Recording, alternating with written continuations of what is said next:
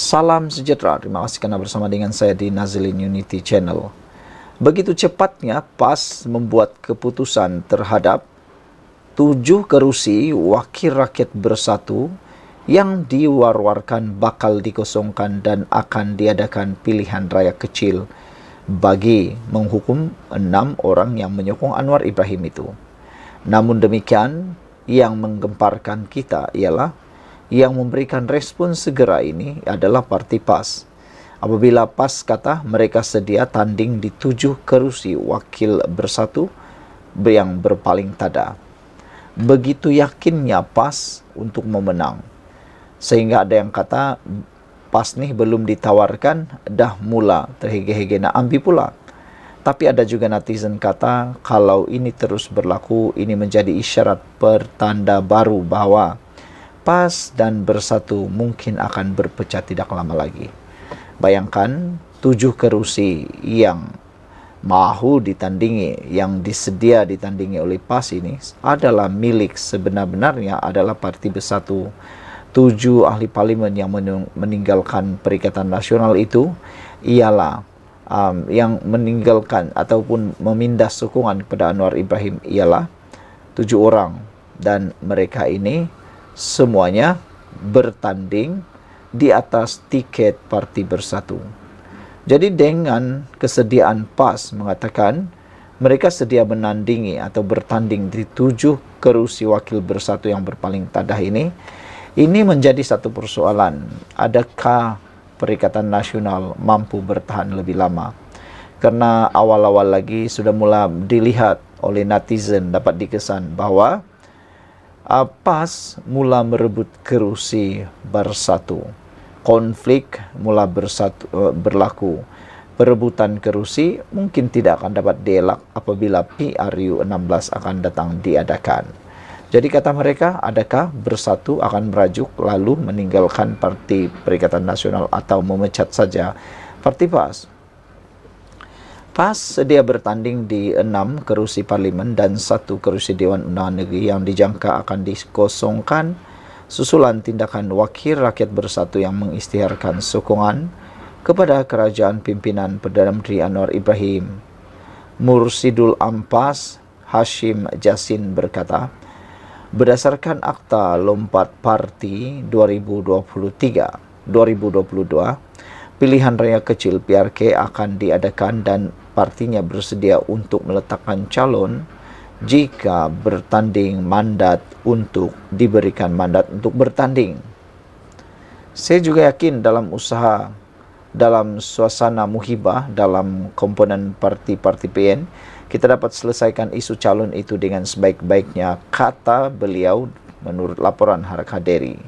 Tetapi ramai penganalisis politik tidak bersetuju dengan pendapat itu. Setakat ini 6 ahli parlimen dan seorang adun Bersatu telah menyatakan sokongan kepada kepimpinan Anwar.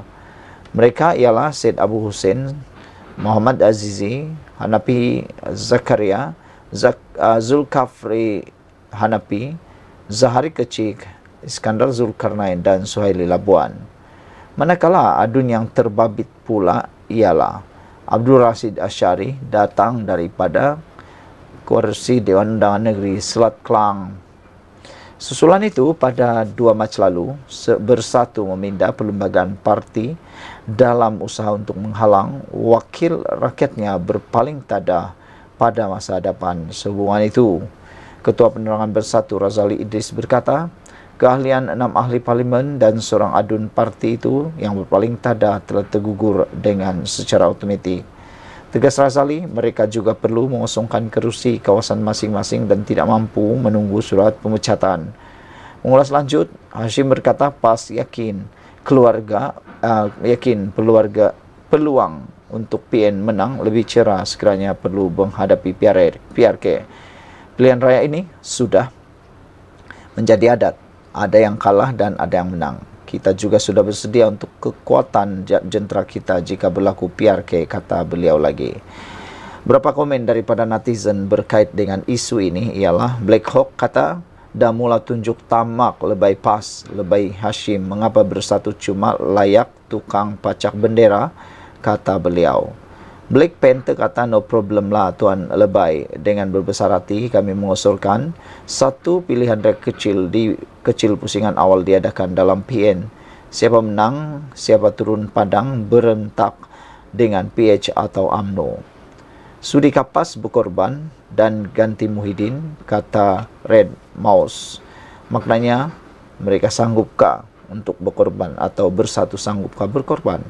Sekian dulu kali ini. Jangan lupa tinggalkan komen anda, tekan butang subscribe. Bye-bye. Salam sejahtera. Terima kasih kerana bersama dengan saya di Nazilin Unity Channel. Ada orang kata padan muka papagomo. Ada juga yang kata habislah papagomo. Ada juga yang kata macam manalah nasib dengan papagomo ini. Hari ini kita dikejutkan dengan keputusan daripada AGC dan juga daripada mahkamah. Apabila AGC menolak representasi Wan Azri untuk menggugur tuduhan hasut. Timbalan pendakwa raya berkata, perbicaraan akan diteruskan pada 11, 12, 29 dan 30 Julai ini. Dengan pengurusan kes selanjutnya adalah pada 4 Julai ini. Representasi dikemukakan bekas Exco Pemuda UMNO Wan Muhammad Azri Wan Deris untuk menggugurkan pertuduhan, menyebut kata-kata menghasut, mengaitkan kerajaan pro-Israel dan Barat tahun lepas ditolak Jabatan Peguam Negara.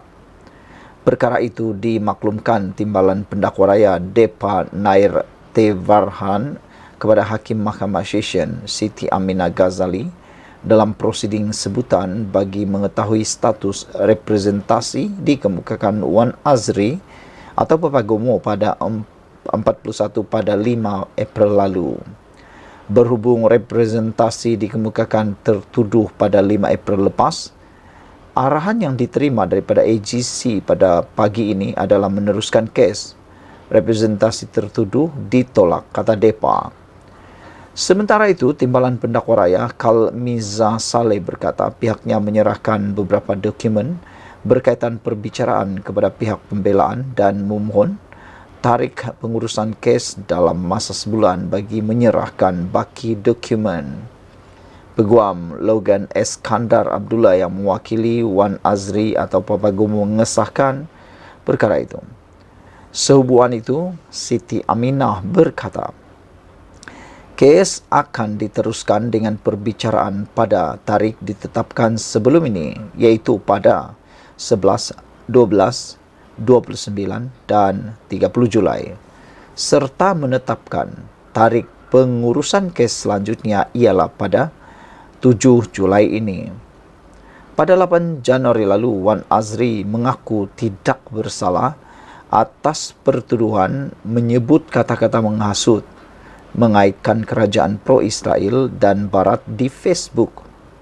Dia didakwa menghasut di Facebook Khalid Hamidi Matkul, dan kata-kata itu dilihat individu di seunit kondominium di Jalan Tongshin, Bukit Bintang pada 1 tengah hari jam 8 November 2023. Pendakwaan bawah Seksyen 4 dalam kurungan 1 kurungan B Akta Hasutan 1948 dan boleh dihukum mengikut Seksyen 4 dalam kurungan 1 Akta sama yang boleh membawa denda sehingga RM5,000 atau penjara maksimum 3 tahun atau kedua-duanya jika sabit kesalahan. Saudara-saudara sekalian, dengan keputusan diumumkan oleh AGC ini, maka betullah kata netizen di awal tadi, ada yang memberikan komen habislah papagomo, apalah nasib papagomo ni, adakah beliau mampu mempertahankan diri beliau ataukah beliau berpotensi pula tiba-tiba kalah dihukum denda dan juga penjara maksimum. Kita tengoklah nanti. Sekian dulu untuk kali ini. Jangan lupa tinggalkan komen anda, tekan butang subscribe. Bye-bye. Salam sejahtera. Terima kasih kerana bersama dengan saya di Nazilin Unity Channel. Hari ini sah Rosmah Mansur terima arahan daripada mahkamah yang paling mengerikan. Baru-baru ini Rosmah Mansur telah disaman sebanyak AS ataupun American dollar 346 juta. Kalau didarab dengan wang ringgit Malaysia, ianya menghampiri 1 bilion. Wow, ini bukan satu nilai yang biasa-biasa. Ini nilai yang luar biasa. Hari ini, akhirnya, Mahkamah mengarahkan Rosmah Mansur memfailkan pembelaan saman AS 346 juta ringgit daripada 1MDB. Rosmah Mansur ditetapkan untuk memfailkan penyataan pembelaannya pada 4 Julai terhadap saman sivil berjumlah American Syarikat dolar 346 juta daripada 1MDB dan 10 pihak yang lain. Tuntutan itu berhubung dakwaan menerima barang kemas dan juga barangan mewah lain yang dibeli dengan dana yang digelapkan daripada syarikat pelaburan negara itu. Peguamnya Muhammad Bahrudin Muhammad Arif berkata ini antara arahan Mahkamah Tinggi Kuala Lumpur semasa pengurusan kes tindakan sivil itu pagi tadi. Peguam itu berkata isteri bekas Perdana Menteri Najib Razak yang dipenjarakan sebelum ini telah hadir bagi melawan saman itu. Berikutan pengurusan kes hari ini, Mahkamah Sivil menetapkan penyataan tuntutan saman yang akan difailkan oleh 1MDB pada 4 Jun.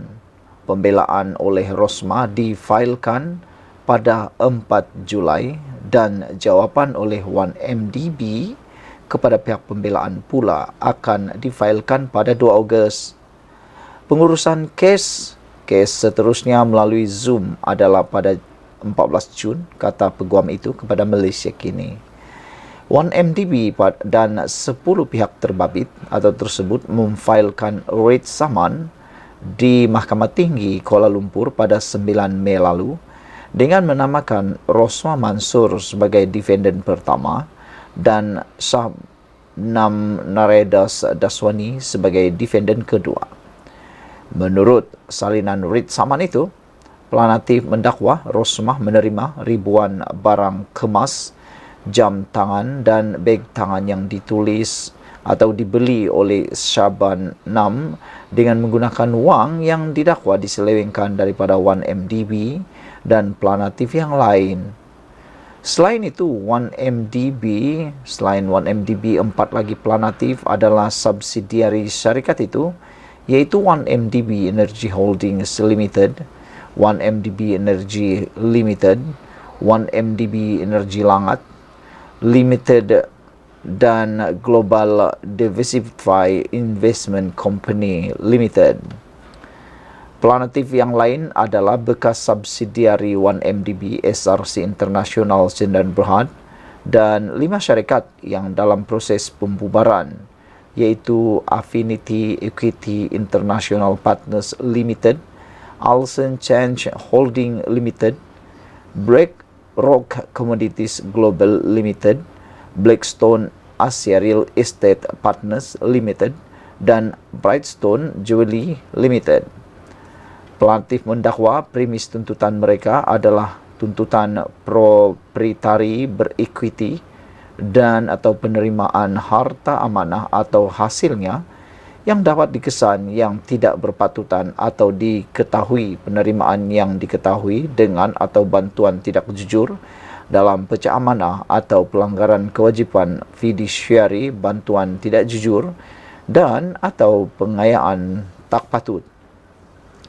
Mereka mendakwa wang dipindahkan menggunakan pelbagai entiti luar pesisir termasuk 5 pelanatif yang terlibat sebelum diberikan kepada 48 vendor yang berpengkalan di tidak kurang daripada 14 bidang kuasa untuk pembelian barangan mewah.